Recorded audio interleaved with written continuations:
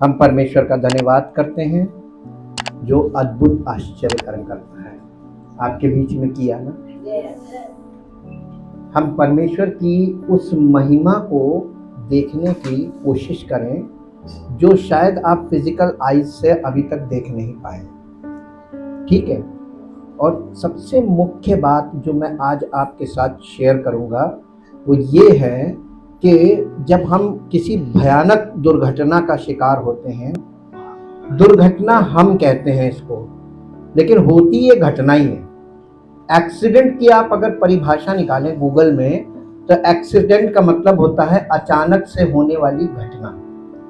ठीक, जो जिसके लिए हम माइंड प्रिपेयर नहीं होता है, जिसके लिए हम किसी तरीके से तैयार नहीं होते हैं, वो घटना जब घटती है दैट इज कॉल्ड एक्सीडेंट।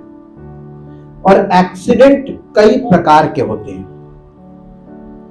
लेकिन घटना को दुर्घटना हम बनाते हैं।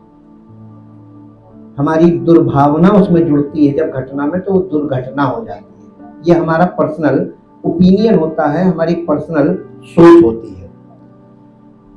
हमें और इतना वचन सुनने के बाद हमें और गहराई में जाकर देखना चाहिए कि इतना वचन सुनने के बाद हमारे जीवन में, हमारी सोच में कहीं पर एक हार्डनेस बनी हुई है। हार्डनेस का मतलब कठोरता बनी हुई है, जो वचन के द्वारा टूटनी चाहिए वो नहीं टूट रही है। वो कठोरता क्या है मालूम है? प्रभु को पर पूरी तरीके से लीन होना। लीन होने का मतलब LEAN, लीन मतलब उस पर डिपेंड हो जाना। कोई मनुष्य डिपेंड नहीं हो रहा है। सब अपनी बुद्धि, अपनी शक्ति, अपनी युक्ति, अपनी सामर्थ्य, इन चीजों पर डिपेंड करते हैं। हर व्यक्ति अपने जीवन में जो सेविंग करता है, उस सेविंग के पीछे एक इंटेंशन होता है। किस इंटेंशन से वो पैसे को बचा रहा है। आप स्कीम्स में लगाते हैं पैसा, मेडिकल की बहुत सी स्कीम्स आती हैं, उसमें पैसा लगाते हैं। जिनके पास है वो लगाते हैं, जिनके पास नहीं वो नहीं लगाते। तो क्या जिनके पास नहीं है वो जीवित नहीं रहेंगे? वो भी जीवित रहते हैं। और हर घटना से प्रभु उन्हें भी बचा लेता है। और बहुत से लोग जो अपने पैसे को बचाते हैं मेडिकल क्लेम में लगाकर कि हमारे पास साथ जब कोई शारीरिक घटना होगी, बीमारी और तमाम ऑपरेशन वगैरह पड़ेगा तो हमको ये यूज करेंगे। बहुत से लोग उसका इस्तेमाल नहीं कर पाते, उससे पहले चले जाते। You can observe and think. आपको ये चीजें ऑब्जर्व करनी आनी चाहिए वचन के अनुसार, और ये सोचना चाहिए कि आपका ऑब्जर्वेशन किस निष्कर्ष पे पहुंचा। नहीं पहुंचता निष्कर्ष।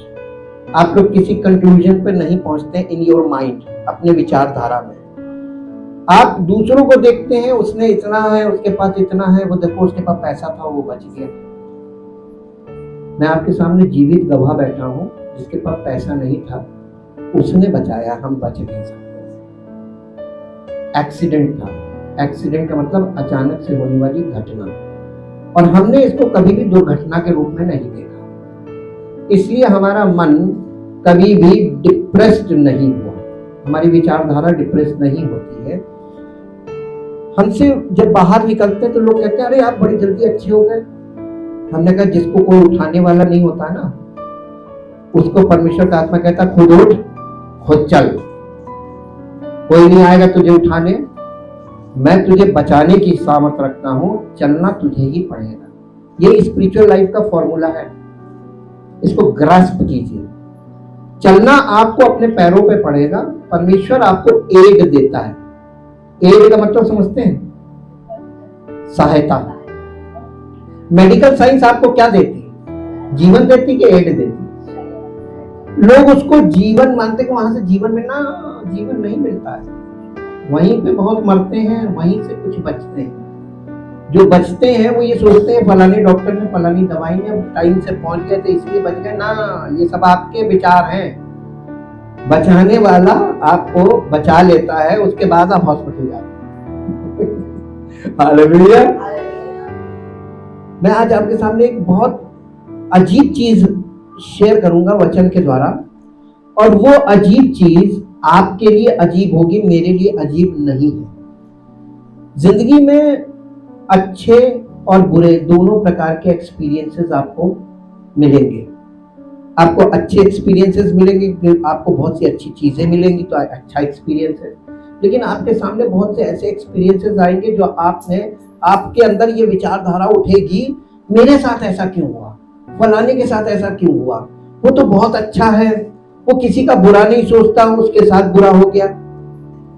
आपको मालूम है, अच्छे लोगों के साथ बुरा होगा, अच्छे लोगों के साथ बुरा होगा। एक बहुत अच्छा व्यक्ति इस दुनिया में पैदा हुआ था जो निष्पाप था, उसके साथ कितना बुरा हुआ, लेकिन उसने ये नहीं कहा कि ये मेरे साथ क्यों हुआ। हम और आप क्यों बोलते हैं? बोलना चाहिए। ये मालूम है इस बोलने के पीछे की इंटेंशन है। जब आप ऐसा सोचते और ऐसा बोलते हैं, इसका मतलब आप अपने आप को धर्मी मानते हैं। I am a righteous person, और मेरे साथ ऐसा क्यों हो रहा है? रॉन्ग। बहुत प्रार्थना करने वाला व्यक्ति जब उसके साथ घटना घटती है तो वो इसको दुर्घटना बनाता है, ये कह के कि मैं तो इतनी प्रार्थना करता हूं, मेरे साथ ऐसा क्यों। बहुत परमेश्वर की आज्ञा को मानने वाला व्यक्ति जब उसके साथ घटना घटती है तो वो ये सोचता है कि मैं तो धर्मी हूं, मेरे साथ ऐसा क्यों। और आप जो कलीसिया में आते हैं, वचन सुनते हैं, वचन को ग्रहण करते हैं और अपने विचारों को वचन के द्वारा शुद्ध करते हैं, आपके अंदर एक प्रकार की धार्मिकता बन जाती है जिसे हम सेल्फ राइचियसनेस कहते हैं, स्वधार्मिकता। मैं उससे अच्छी प्रार्थना कर सकता हूँ, मैं उससे अच्छी बाइबल पढ़ सकता हूँ, मैं उससे अच्छा प्रचार कर सकता हूँ, मैं उससे अच्छा दान दे सकता हूँ। ये सब बातें सेल्फ राइचियसनेस में आती हैं। पिछले संडे हमने और आपने बाइबल से एक बात सुनी थी कि परमेश्वर उन पर जो भले और बुरे दोनों पर सूर्य उदय करता है और धर्मी अधर्मी दोनों पर मेघ बरसाता है। तो परमेश्वर किससे प्यार करता है? दोनों से करता है ना। जब हम सेल्फ राइचियसनेस थॉट में आ जाते हैं, जब हम अपने आप को धर्मी मान लेते हैं, तो हम बाहर वालों को जो कलीसिया में नहीं आते, जो परमेश्वर प्रभु यीशु मसीह को नहीं जानते, उस पर विश्वास नहीं करते, उनको अपने से नीचे देखते हैं। मैं परमेश्वर का मानने वाला, परमेश्वर का जानने वाला, और ये देखो क्या ये विचार जो आपके मन में उपज रहा है, जिसने आपके मन को अपने कब्जे में, यही कठोरता है। सेल्फ राइचियसनेस हमारे और आपके मन को हार्ड कर देता है ताकि वचन जगे ना पाए। और वचन एक हथौड़ा है, वो जाकर इसी बात पे चोट करता है, अपने आप को धर्मी समझता है। आप कभी भी किसी भी दुर्घटना का शिकार हो, वो दुर्घटना आपके और आपके चाहने वालों के लिए दुर्घटना है, लेकिन सामान्य दृष्टिकोण में वो एक घटना है। That is an accident.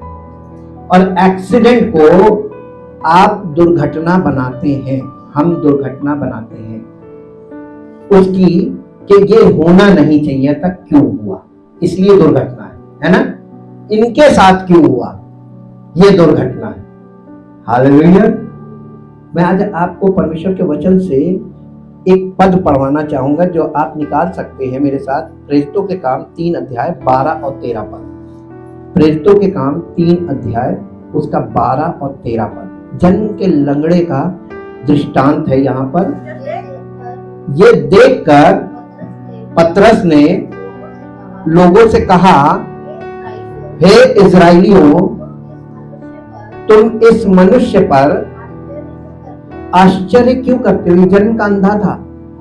तुम इस मनुष्य पर आश्चर्य क्यों करते हो और हमारी ओर क्यों इस प्रकार देख रहे हो कि मानो हम ही ने अपनी सामर्थ्य या भक्ति से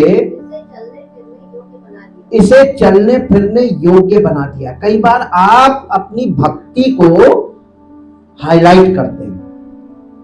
मैंने इतनी प्रार्थना की, लोगों ने प्रार्थना की, और इतने लोगों ने प्रार्थना की, फास्टिंग प्रेयर हुई, और देखो ये आपकी तरफ लोग भक्ति देखने लगेंगे, अरे इसकी भक्ति तो बड़ी शक्ति है। यहां पे बिल्कुल उल्टा हो रहा है। नए नियम में देखिए तो नए नियम की शुरुआत देखिए, पवित्र आत्मा चेलों पर उतरा और चेलों ने कुछ नहीं किया, जो कुछ किया पवित्र आत्मा ने किया। उस जन्म के अंधे को, जन्म के लंगड़े को चलने फिरने वाला किसने किया? पवित्र आत्मा ने। और लोगों के दृष्टिकोण को देखिए, लोग ये देख रहे थे कि चेलों ने अपनी भक्ति से इसको चंगा कर दिया। आज यही वाली चीज सब जगह चल रही है, भक्ति की शक्ति। लेकिन परमेश्वर आपकी भक्ति परमेश्वर के सामने मैले चितले के समान है। बाइबल बताती है कि तुम्हारे धर्म के काम परमेश्वर की दृष्टि में मैले चितले के समान है। आप किस पर गर्व कर रहे हैं? अपनी भक्ति पर। 13वां पद पढ़िए। अब्राहम और इसहाक और याकूब के परमेश्वर ने, हमारे बाप दादों के परमेश्वर ने अपने सेवक यीशु की महिमा की, जिसे तुमने पकड़वा दिया, और जब पिलातुस ने उसे छोड़ देने का विचार किया, तब तुमने उसके सामने उसका इनकार किया। किसका? इस जन्म के लंगड़े को किसने चंगा किया था? पवित्र आत्मा मसीह का आत्मा है, स्पिरिचुअल जीसस है। और जब स्पिरिचुअल जीसस काम कर रहा था तो लोग चेलों की भक्ति पर फोकस कर रहे थे। आज आपके साथ भी ऐसे ही होगा। जब आप हमें देखेंगे तो आपको लगेगा इनकी भक्ति नहीं, मेरी भक्ति नहीं, मेरी भक्ति नहीं, मैं भक्त नहीं हूं, मैं तो प्रभु के, अब मैं तो मर चुका हूं, अब मेरा जीवन प्रभु में है। अब प्रभु को देखो, जो सोर्स है लाइफ का, बचाने वाला वही है। हम बचे नहीं, उसने हमें बचाया है। हमारी भक्ति ने नहीं बचाया, प्रभु यीशु मसीह ने हमें बचाया। मालूम क्यों? क्योंकि हमने अपने आप के लिए, अपने स्वयं के लिए हम मरे और हमने उसको समर्पित कर दिया। प्रभु मेरा जीवन तुझको समर्पित हो, तेरी मर्जी मेरे जीवन में पूरी हो। अब बताइए उसकी मर्जी क्या है? मैं जीवित रहूं और उसकी इच्छा को पूरा करूं। यही पौलुस की गवाही का सार है। उसने कहा मैं जीवित न रहा वरन मसीह मुझ में जीवित है। क्यों? ताकि उसकी महिमा मेरे जीवन से प्रकट हो। उसने हमें बचाया किस लिए? ताकि उसकी मर्जी मेरे जीवन में पूरी हो। और उसकी मर्जी ये है कि प्रभु का वचन लोगों तक पहुंचे।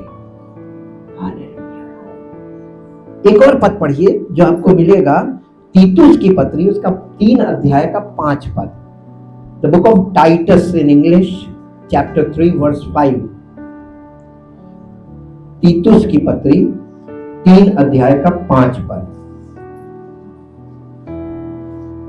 यहां इस प्रकार से लिखा हुआ है, उसने हमारा उद्धार किया, और ये उद्धार जो उसने किया है वो धर्म के कामों के कारण नहीं किया है जो हमने आप किए। हमने कोई ऐसा धर्म का काम नहीं किया जिसके कारण वो मेरा उद्धार करे।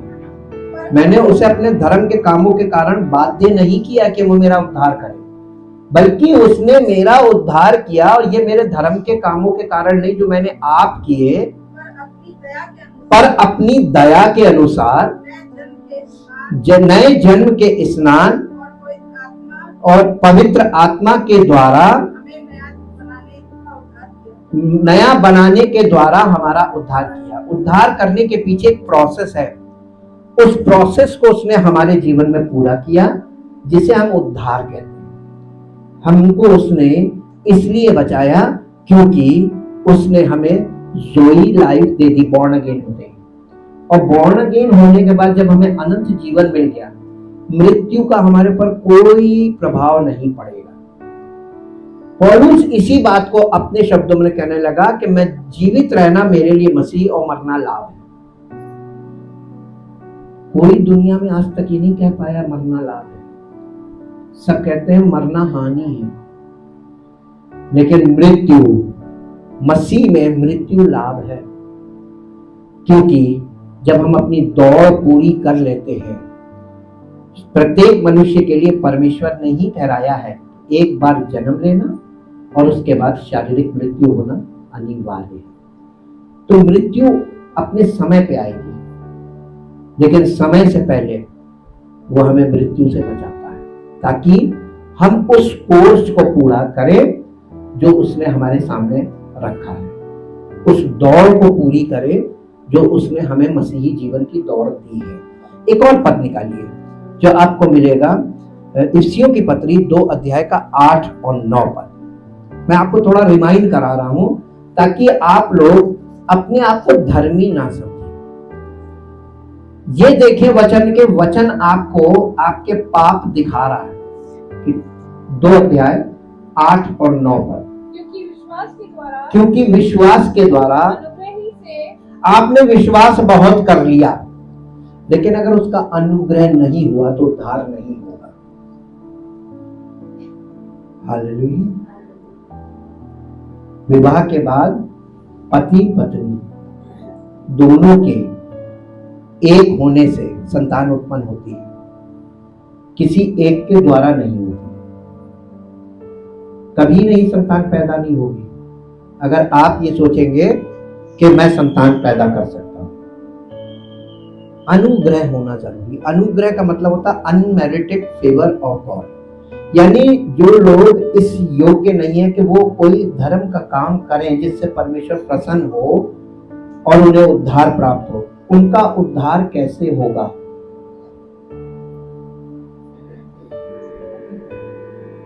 दशा आपके सामने है। कोई ऐसा काम बताइए जो आप करें जिससे आपको उद्धार हो।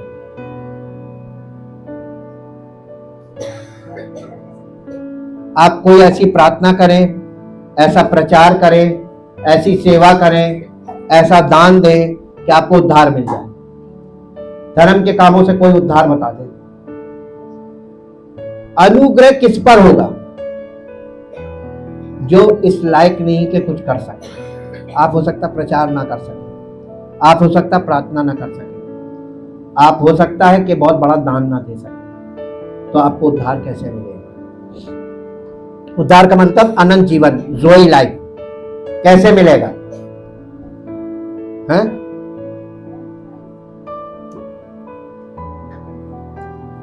नहीं, मन तो आप तब फिर आएंगे जब अनुग्रह हो जाएगा। अनुग्रह किस पर होगा? नहीं तो अनुग्रह कैसे होगा? आपको अपने विचार में कुछ परिवर्तन करना होगा अनुग्रह के लिए। आप लोग विश्वास पे अटक गए, अपने आप को विश्वासी कहते हैं, लेकिन जो विश्वास करना चाहिए वो आप नहीं करते। आपके अंदर जो विश्वास है वो सेल्फ राइचियसनेस है। आपको यह विश्वास है कि हम प्रार्थना करेंगे प्रभु ठीक कर देगा, यही तो है विश्वास। ये सेल्फ राइचियसनेस में आता है। आपको यह विश्वास है कि हम कलीसिया में जाएंगे और प्रभु हमारी समस्या का समाधान कर देगा, यह भी सेल्फ राइचियसनेस है। यह आपका अपना विचार है। प्रभु आपके जीवन में किस आधार पर अनुग्रह करेगा? अनुग्रह का आधार बताइए।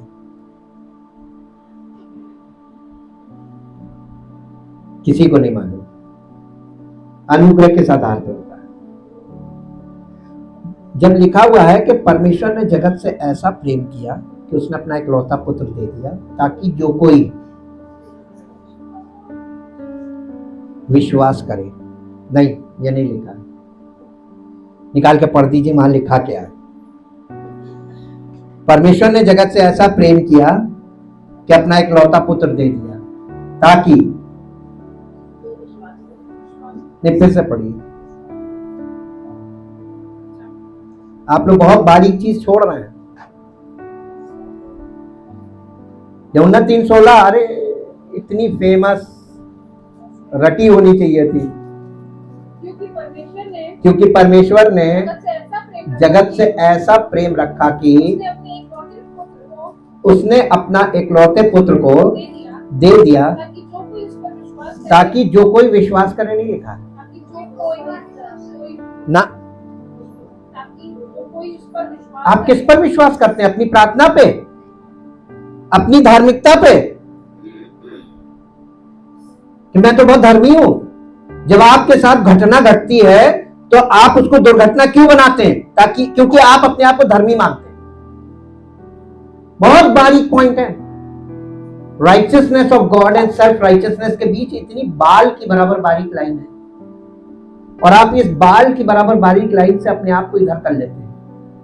मैं धर्मी हूं, मैं किसी का बुरा नहीं सोचता हूं, मेरे साथ ऐसा क्यों हुआ? सब पर होगा। परमेश्वर के पुत्र पर हुआ तो सब पर होगा। जो निष्पाप था उसके साथ हुआ, तो हम लोग तो पापी हैं, इसलिए होगा। किसी घटना को अपने माइंड में दुर्घटना मत बनने दीजिए। क्या सीखना है? Check your mind, check your thought. अपने विचारों को परखो, तुम कौन से विचार कर रहे हो। अपने आप को धर्मी मत बनाओ। धर्मी बना लिया तुमने, प्रभु रिजेक्ट कर देगा।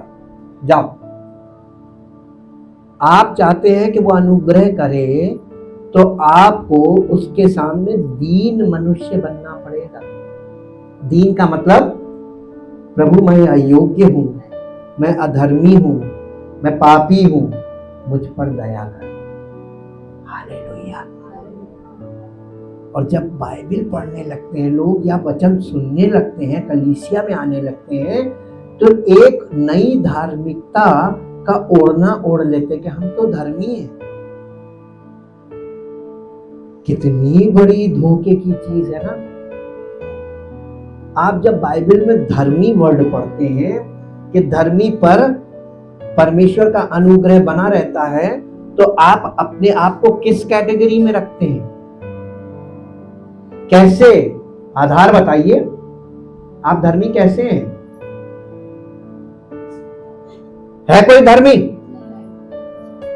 लेकिन आपके मन में तो ये धार्मिकता बैठी हुई, मैं तो विश्वासी हूं, मैं धर्मी हूं, मैं तो लोगों का बुरा नहीं चाहता हूं, मैं तो सबके लिए प्रार्थना करता हूं, मैं तो सबका ख्याल रखता हूं, अच्छी भावना रखता हूं।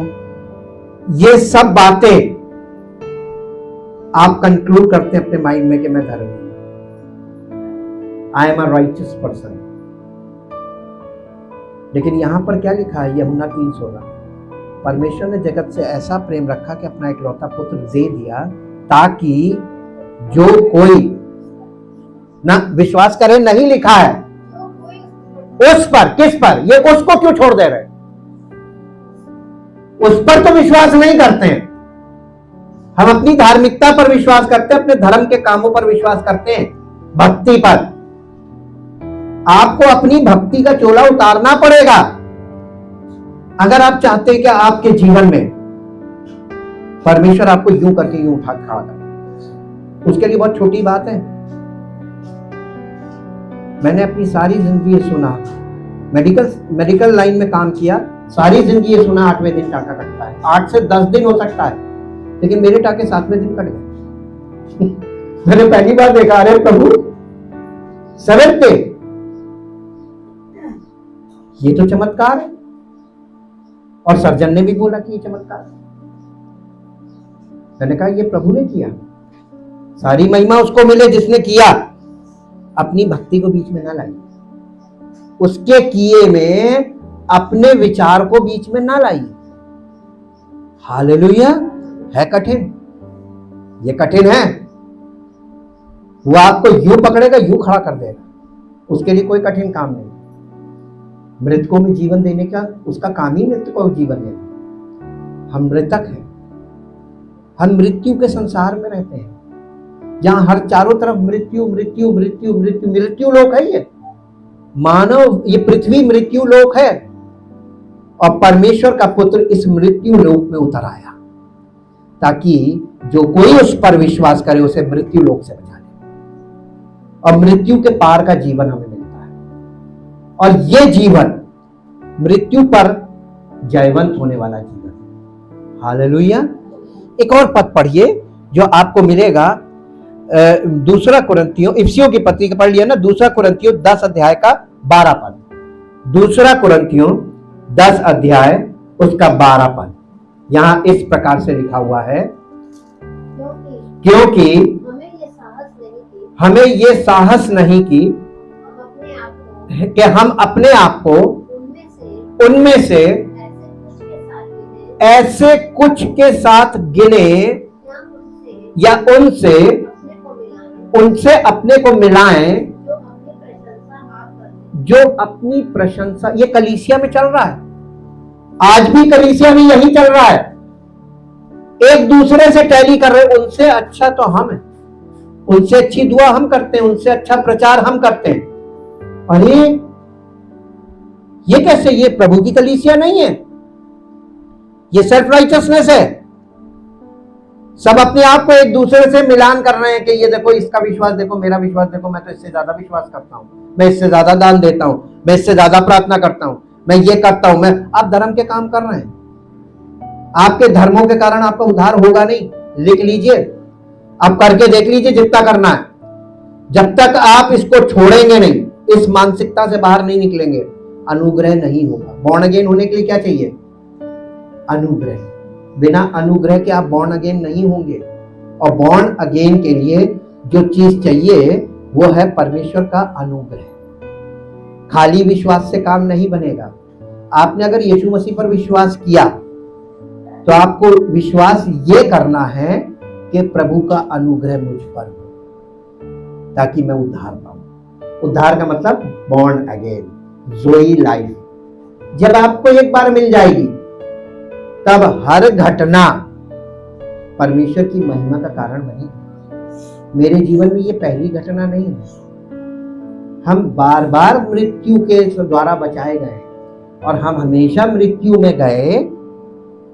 अचानक से होता है लेकिन निकाल कर वो ले आता है, कहता है ये देख, ताकि हम आपको अपने आप को फिर से उसी को समर्पित करें जिसने हमें जीवन दिया। हालेलुया। भक्ति के कारण नहीं हुआ, ये प्रभु के अनुग्रह से हुआ। तो महिमा किसको मिलनी चाहिए? हम लोग अपनी भक्ति बीच में ले आते हैं, नहीं लानी चाहिए। मैं एक व्यक्ति के बारे में आपके साथ शेयर करूंगा, शायद आपने संसार में ऐसा व्यक्ति कभी देखा नहीं होगा। मेरे साथ निकालिए अय्यूब की पुस्तक, उसका पहला अध्याय। अय्यूब की पुस्तक, उसका पहला अध्याय, उसका पहला अध्याय और उसके पहले पद से पढ़िए। कूश देश में अय्यूब नामक एक पुरुष था। वो खरा और सीधा था और परमेश्वर का भय मानता और बुराई से दूर रहता था। उसके 7 बेटे और 3 बेटियां उत्पन्न हुई। उसके 7,000 भेड़ बकरियां, 3,000 ऊंट, 500 जोड़ी बैल और 500 गधियां और बहुत से दास। इसका मतलब अमीर आदमी है ना। कितने बेटे थे? 7 बेटे थे और 3 बेटियां थी, 10 बच्चे थे जी। वरन उसके पास इतनी संपत्ति थी कि पूर्वी देशों के लोगों में वो सबसे बड़ा था। इतना यानी अमीर आदमी, पूरी दुनिया का अमीर आदमी जी। उसके बेटे बेटियां बारी बारी से एक दूसरे के घर में पार्टी करते थे उसके बच्चे जी। और अपनी तीनों बहनों को हाँ इनवाइट करते थे। अपनी बहनों को शादियां हो गई थी लेकिन वो अपनी बहनों को बुलाते थे, आओ तुम लोग भी आओ पार्टी। बड़े लोगों, बड़े घर के लोगों पार्टियां ही तो चलती हैं जी। जब जब भोज के दिन पूरे हो जाते थे तब तब अय्यूब उन्हें बुलवाकर उन्हें पवित्र करता था। यानी पार्टी कर ली अब तुमने, परमेश्वर की ओर से जो धार्मिकता थी व्यवस्था के अनुसार, वो बलि करता था, उन पर लहू लगाता था, उनके लिए प्रार्थना करता था, प्रभु इन पर दया करना, प्रभु इन पर दया करना। इतना धर्मी व्यक्ति था कि व्यवस्था की धार्मिकता के अनुसार अपने बच्चों के लिए प्रार्थना करना, उनको शुद्ध करना, ये सब करता था जी। और बड़े भोर को उठकर उनकी गिनती के अनुसार, यानी अपने बच्चे जितने बच्चे थे उनके अनुसार उनके लिए होम बलि चढ़ाता था, क्योंकि अय्यूब सोचता था कदाचित मेरे लड़कों ने, हो सकता है मेरे बच्चों ने पाप करके परमेश्वर को छोड़ दिया हो। इसी तरीके से अय्यूब सदैव किया करता था। आप और हम अपने बच्चों के लिए कितनी भी प्रार्थना कर ले, आपकी ये सेल्फ राइचियसनेस है और पूरी दुनिया में हावी है, हर मनुष्य इसमें डूबा हुआ है, इससे छूट नहीं सकते आप।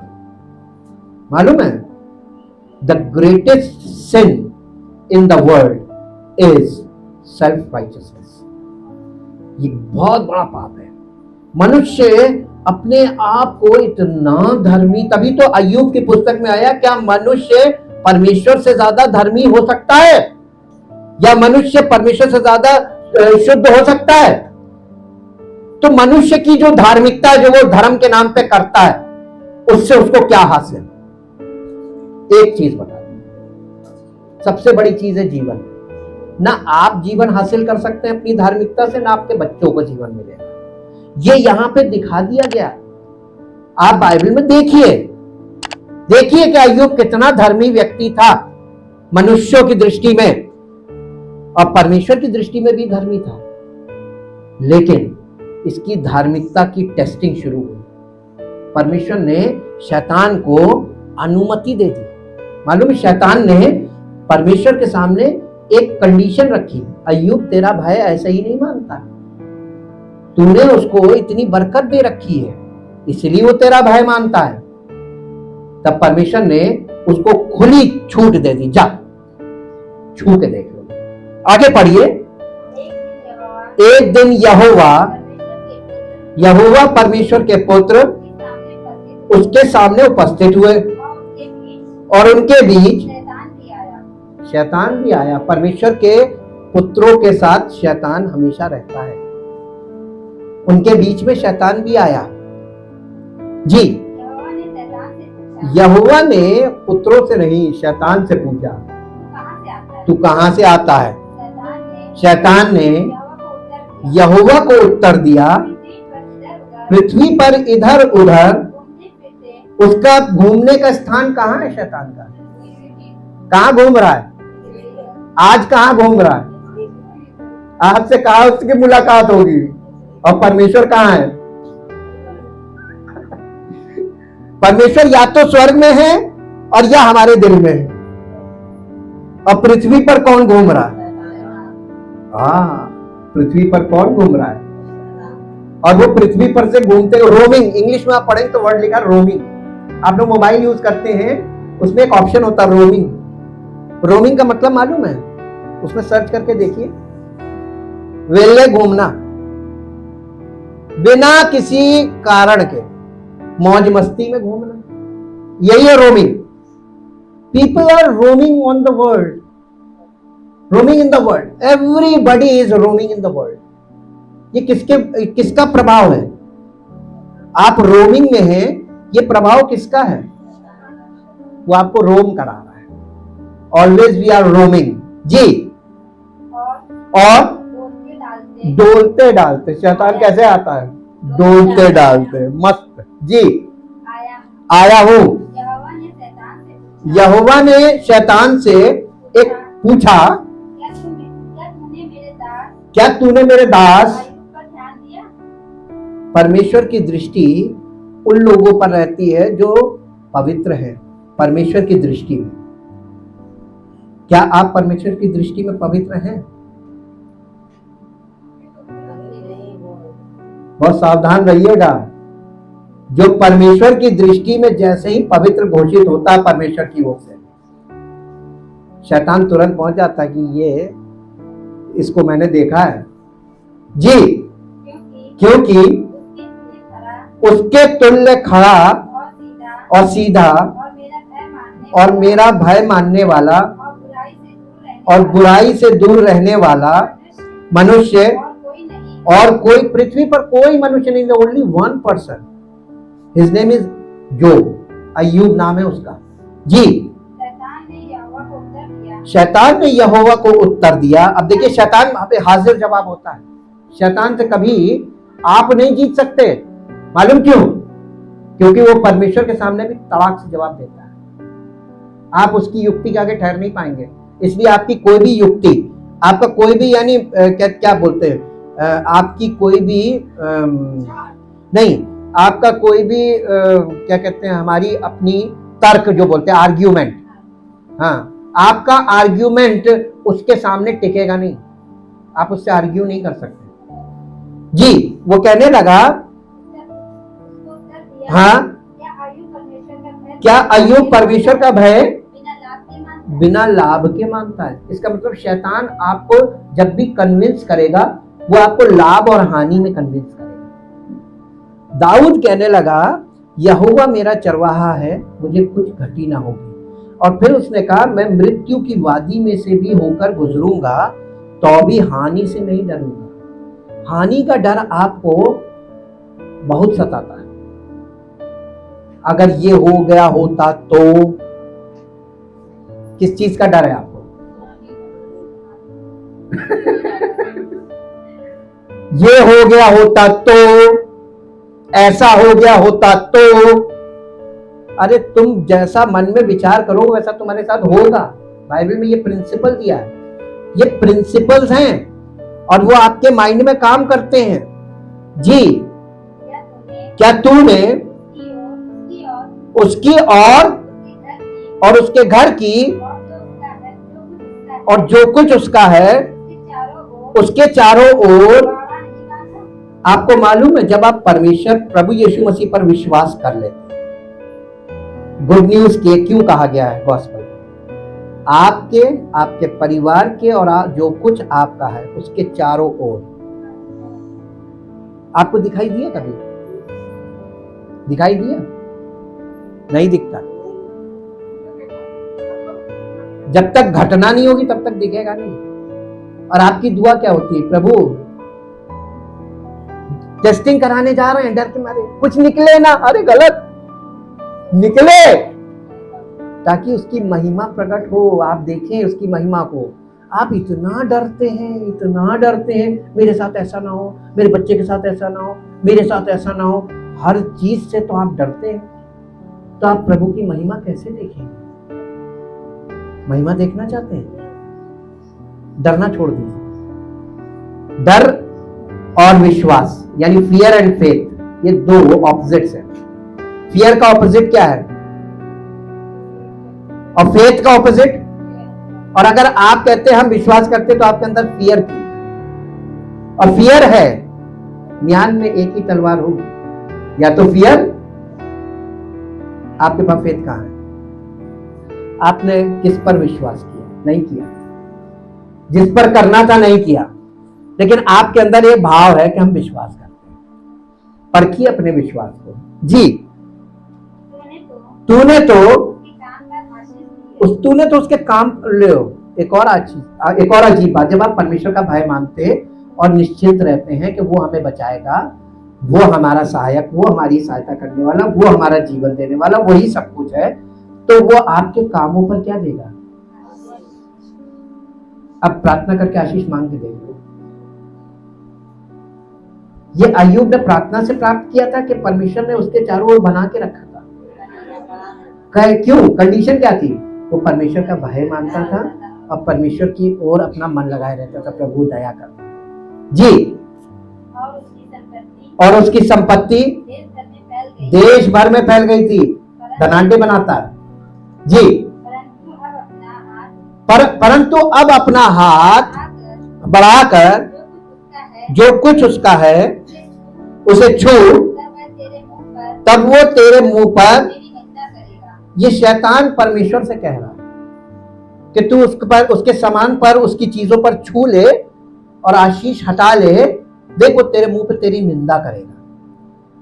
तब परमेश्वर ने क्या कहा शैतान से? यहोवा ने शैतान से कहा, यहोवा ने शैतान से कहा, सुन, सुन, जो कुछ उसका है, जो कुछ उसका है, वह सब तेरे हाथ में है। परमेश्वर कभी भी आपसे जो कुछ परमेश्वर की ओर से मिला है ब्लेसिंग कभी छीनता नहीं, बल्कि परमेश्वर आपको परखने के लिए शैतान के हवाले करता है और कहता है जो कुछ उसका है वो सब तेरे हवाले है, अब तू छू ले। क्योंकि परमेश्वर आशीष देता है ना, जब छुएगा तो आशीष बढ़ेगी, लेकिन शैतान छूता है तो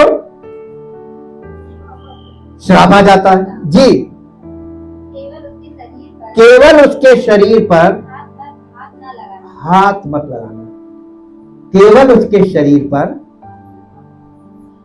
परमेश्वर ने उसके शरीर को छोड़ के बाकी सब छूने की अनुमति दी।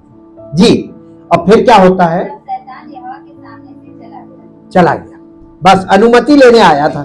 जी, एक दिन अय्यूब के बेटे बेटियां बड़े भाई के घर में पार्टी कर रहे थे, दाख मधु पी रहे थे।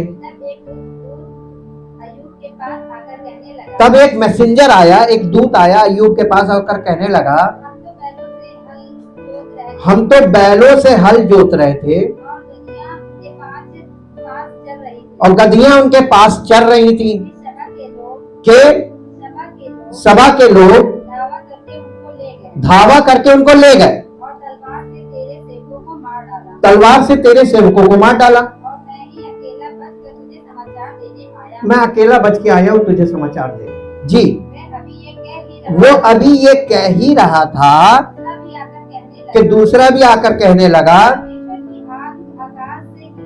परमेश्वर की आग आकाश से गिरी और उससे भेड़ बकरियां। ले, कैसी खबरें मिल रही आगे? जी, वो अभी ये कह ही रहा था, एक और आया, वो तीसरा आ गया। जी, ले और तलवार से तेरे सेवकों को मार डाला। जी, और मैं ही अकेला बचकर तुझे समाचार देने आया। जी, वह अभी ये भी कह रहा था, वो अभी कह ही रहा था, एक और भी आकर चौथा आ गया। मेरे बेटे बेटियां बड़े भाई के घर में खाते और दाख मधु पीते थे। हाँ, कि जंगल की ओर से बड़ी प्रचंड वायु चली। हाँ, और घर के चारों कोनों को ऐसा झोंका मारा कि वह जवानों पर गिर पड़ा और वे मर गए। लो, बच्चे सब एक ही जगह में थे, एक ही घर में पार्टी कर रहे थे और ऐसी प्रचंड तूफान आया और वो घर गिर गया, सब बच्चे एक साथ मर गए। और मैं ही अकेला बचकर तुझे समाचार देने आया। जी, तब अय्यूब उठा और बागा फाड़ा सिर मुड़ाकर भूमि पर गिरा और दंडवत करके कहा, मैं अपनी माँ के पेट से नंगा निकला, वही नंगा लौट जाऊंगा। यहोवा ने दिया, यहोवा ने ही ले लिया। अय्यूब क्या कर रहा था? ये वर्शिप गॉड। इतना होने के बाद आप में से कोई ऐसा कह सकता है? हैं? क्यों नहीं कह सकते मालूम है? बॉर्न अगेन नहीं है। अगर आप बॉर्न अगेन हो जाएंगे ना, ये सब चीजें आपके लिए कोई मायने नहीं रखती। उसने दिया, उसने लिया, उसका नाम धन्य। हालेलुया। सैतानिक चाल होती है आपके मुंह से गंदे विचार, आपके मुंह से गंदी बोली निकलवाना, परमेश्वर के विरोध में बातें करवाना। ये शैतान का इन्फ्लुएंस है। और आप जब संसार में रहते हैं, ये सैतानिक इन्फ्लुएंस वाला संसार है। ये हर घटना को आपके दिमाग में दुर्घटना बना के बैठा देगा। और मालूम ट्रॉमा किसे कहते हैं? ट्रॉमा क्या है? सदमा यही तो होता है। अरे मेरे साथ ऐसा कैसे हो गया? यही तो सदमा। सदमा किसके साथ होता है? जो अपने आप को बिल्कुल सही मानता है, उसी को सदमा लगता है। और जिसको सदमा लगता है ना, सदमे का इफेक्ट आपकी बॉडी के किसी अंग पे नहीं, केवल हार्ट पे आता है। चट आपका हार्ट डिप्रेशन में आ जाता है, वहीं से लाइफ घटती है। किसी भी सत्यता को या किसी भी यानी घटना को या किसी भी बड़ी मसले को आप जब देखते और सुनते हैं तो आप कैसे उसको हैंडल करते हैं, how to handle your situation hard times, आप उसको कैसे हैंडल करते हैं, ये आपके हार्ट की कंडीशन पे डिपेंड करता है। सारी धार्मिकता उस समय एक किनारे चली जाती है, केवल यही कि मेरे जैसा तो कोई नहीं, मैंने तो ऐसा कभी किसी के लिए नहीं ऐसा सोचा, मेरे साथ ऐसा क्यों हो गया, होएगा। टेस्ट कौन किया जाता है? जब आप धर्मी बनते हैं तब परमेश्वर शैतान को अनुमति देता, जाओ ये जितने अपने आप को धर्मी बन रहे हैं इनको टेस्ट करो। हालेलुया। अब आपको नए नियम मिल रहे हैं, आपकी धार्मिकता उतर जानी चाहिए आज, जिसे आप सोचते हैं कि मैं बहुत धर्मी हूं। अय्यूब के बारे में दिखा दिया कि वो कितना धर्मी था, परमेश्वर की दृष्टि में भी था, लेकिन वो धार्मिकता कौन सी थी? परमेश्वर अपनी धार्मिकता को स्थापित करने के लिए ये हिस्ट्रीज हमारे सामने रखता है कि पहले तुम देख लो। संसार में एक से एक लोग हैं। मेरे साथ एक पद निकालिए जो आपको मिलेगा, पहला कुरिन्थियों उसका 13 अध्याय, पहला कुरिन्थियों उसका 13 अध्याय, फर्स्ट कोरिन्थियंस चैप्टर 13, 13 अध्याय, पहला कुरिन्थियों का 13 अध्याय और उसका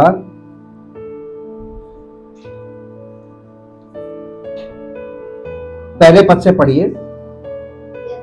यदि मैं मनुष्यों और स्वर्गदूतों की बोलियां बोलूं और प्रेम न रखूं तो मैं ठनठनाता हुआ पीतल और झनझनाती हुई झांझ हूं।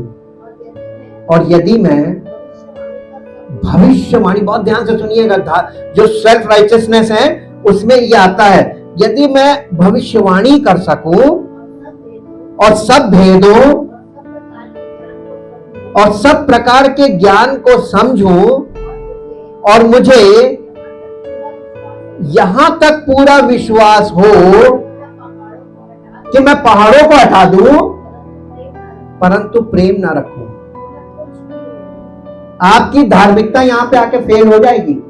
कितनी भी आपके पास बड़ी धार्मिकता हो, आप कैसी भी बोली बोल लेते हो, आपकी धार्मिकता परमेश्वर की धार्मिकता के आगे जीरो होनी चाहिए। मैं धर्मी नहीं हूं, हर कोने से परमेश्वर ये दिखा रहा, मालूम है, सेल्फ राइचियसनेस परमेश्वर की धार्मिकता को रोकती है, यीशु मसीह पर विश्वास, उस पर भरोसा करने से रोकती है, बल्कि विकल्पों पे लाती है। प्रार्थना करो, बाइबल पढ़ो, प्रचार करो, दान दो, ये सब चीजों पे लाके खड़ा करती है, ऑप्शंस पे। जो अय्यूब के जीवन को ये दिखाया गया है कि व्यवस्था के अनुसार जो धार्मिकता थी उसमें लोगों को जीवन नहीं मिलता था, केवल घमंड होता था कि मैं धर्मी हूं।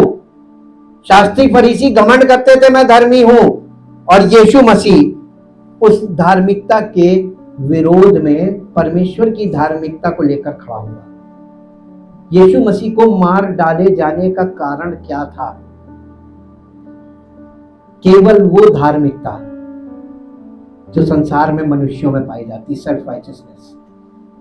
This is the real cause for the death of Jesus Christ. यीशु मसीह की मृत्यु का कारण ये था, यीशु मसीह ने अपनी देह से कुछ नहीं किया, देह को कुर्बान किया, और अपनी आत्मा के द्वारा पेंतेकोस्त के दिन क्या उतरा था? मसीह का आत्मा। और ये आत्मा जब स्पिरिचुअल जीसस आया तो स्पिरिचुअल जीसस ने मनुष्यों में भीतरी मनुष्यत्व को बदलने का काम किया। यह है परमेश्वर की धार्मिकता, अंदर से नया बनना, न्यू सेल्फ, आपका भीतरी मनुष्यत्व नया कर देना, ताकि आप ये कहना और ये करना बंद कर दो कि हमारे करने से हुआ, बल्कि ये कहना शुरू कर दो प्रभु का अनुग्रह है कि उसने हमें बचा लिया, प्रभु का अनुग्रह है कि हम आज जीवित हैं, प्रभु का अनुग्रह है। इसीलिए लिखा है हर बात में, चाहे वो बुरी हो। अब बुरी बात में धन्यवाद दिल से कर पाएंगे? बॉर्न अगेन होना पड़ेगा उसके लिए। जब आप बॉर्न अगेन हो जाएंगे तो आपके अंदर से केवल धन्यवाद निकलेगा। प्रभु तेरा धन्यवाद हो। फट गया, प्रभु तेरा धन्यवाद हो। इसमें कोई मसलाहत है। प्रभु तो अपनी महिमा प्रकट करना चाहता है। जब आपके साथ भयानक परिस्थिति होती है तब उसकी महिमा प्रकट होती है। आपको मालूम है, कभी भी ये बाइबल में नहीं लिखा है कि तुम्हारे विश्वास के द्वारा प्रभु की महिमा प्रकट होगी। उसकी महिमा कैसे प्रकट होगी? जब प्रभु यीशु मसीह हमारे जीवन में प्रकट होगा तो उसकी महिमा प्रकट होगी। आप चाहते हैं कि आपके जीवन से उसकी महिमा प्रकट हो? प्रत्येक मनुष्य पापी है और परमेश्वर की महिमा से रहित है। महिमा का मतलब समझते हैं? महिमा का मतलब परमेश्वर नहीं है। महिमा का मतलब है परमेश्वर यहां है, वो दिखाई देती है। उसकी ज्योति, उसका प्रकाश, उसकी उपस्थिति, ये परमेश्वर की महिमा है। जब परमेश्वर की महिमा प्रकट होती है तो मनुष्य निरुत्तर हो जाता है और परमेश्वर की महिमा को देखकर उसके सामने दंडवत करता है। आपको और हमको परमेश्वर अपनी महिमा प्रकट करना चाहता है, जिसे हम देखें। आप देख सकते हैं, फिजिकल आईज से देख सकते। We can see the glory of God through our eyes, physical eyes. क्या आप देखना चाहते हैं? एक पद निकालिए जो आपको मिलेगा यूहन्ना रचित सुसमाचार, उसका 15 अध्याय, जल्दी से निकाल लीजिए। यूहन्ना 15 अध्याय,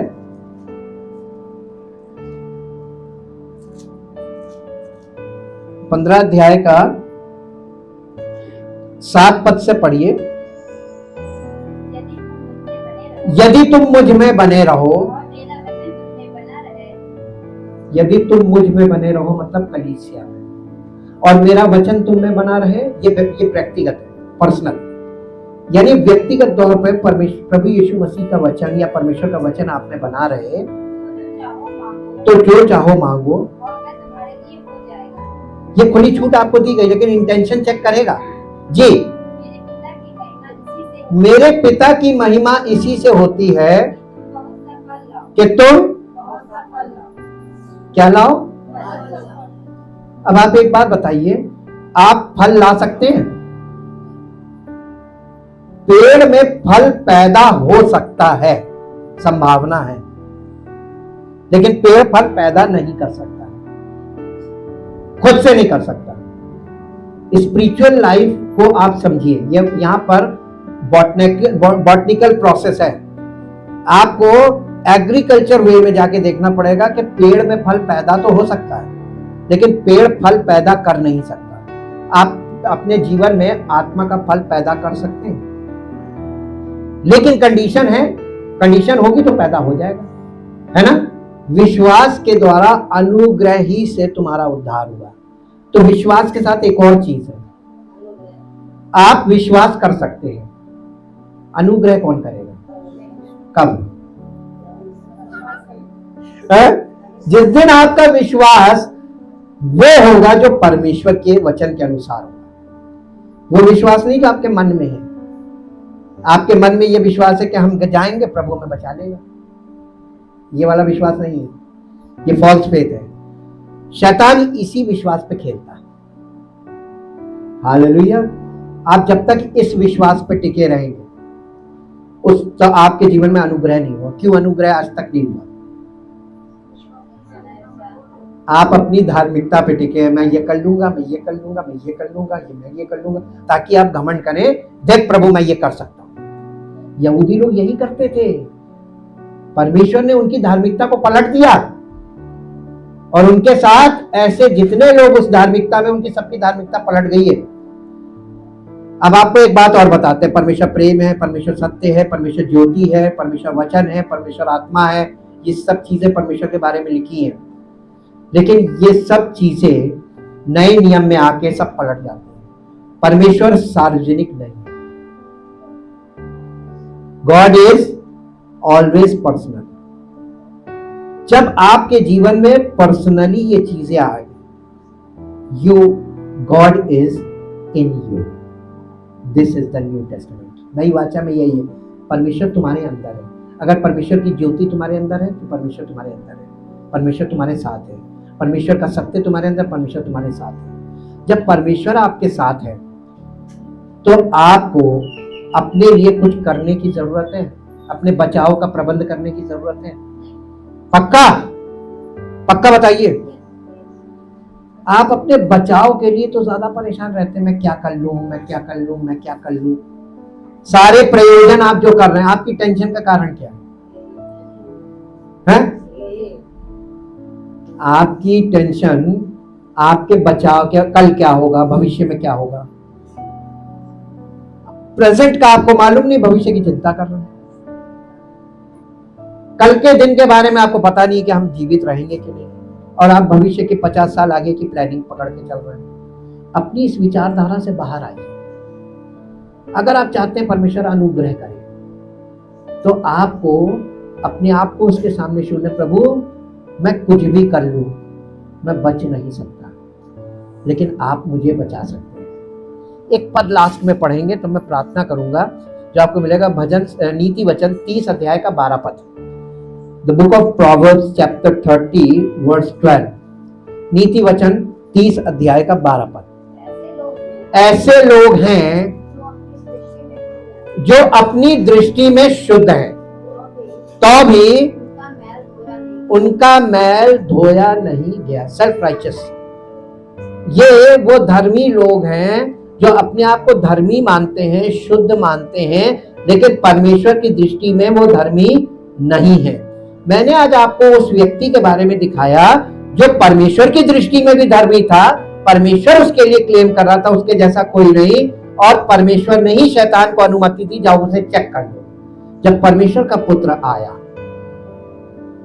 तो परमेश्वर के पुत्र को जैसे ही डिक्लेयर हुआ, this is my beloved son to whom I am well pleased. लिखा हुआ है कि जैसे ही यीशु मसीह पानी से ऊपर आया, ये आकाशवाणी हुई, देखो ये मेरा प्रिय पुत्र है जिससे मैं अत्यंत प्रसन्न हूं। इतनी बात सुनने के बाद यीशु मसीह के साथ क्या हुआ? कौन ले गया? पवित्र आत्मा। क्यों ले गया? ताकि ये बात टेस्ट होगी ये परमेश्वर का पुत्र है। आपके ऊपर जब पवित्र आत्मा आता है बॉर्न अगेन के बाद, उसके बाद टेस्टिंग पीरियड शुरू हो जाता है, और जब टेस्टिंग पीरियड शुरू होता है तभी आपके अंदर सेल्फ राइचियसनेस जोर मारने लगता है। हालेलुया।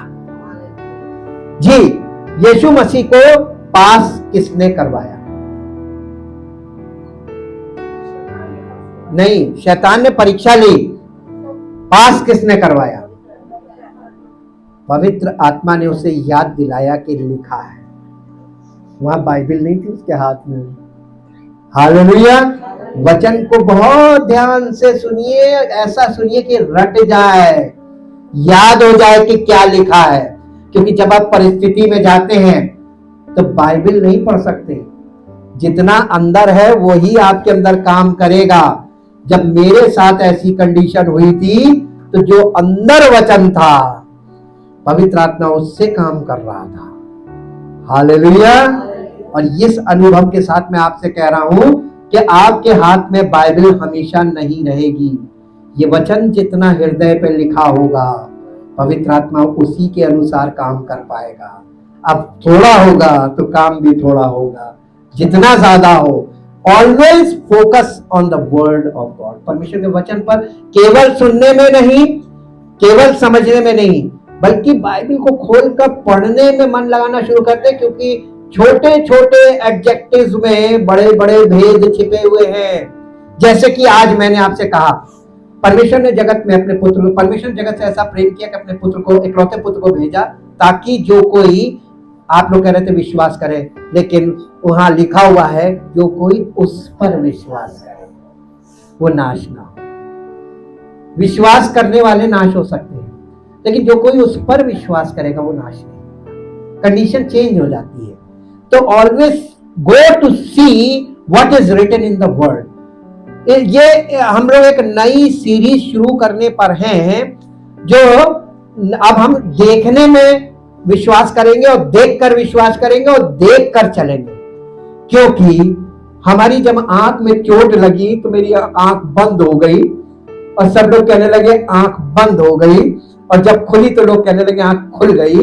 तो मेरे अंदर से आवाज आई कि आंख खुलने के लिए ही तो ये हुआ था कि आप भी अब देखें और आपकी आंख खुल जाए कि आप क्या कर रहे हैं, क्या सोच रहे हैं, क्या बोल रहे हैं और क्या होता है, परमेश्वर क्या कर सकता है, ये देखें।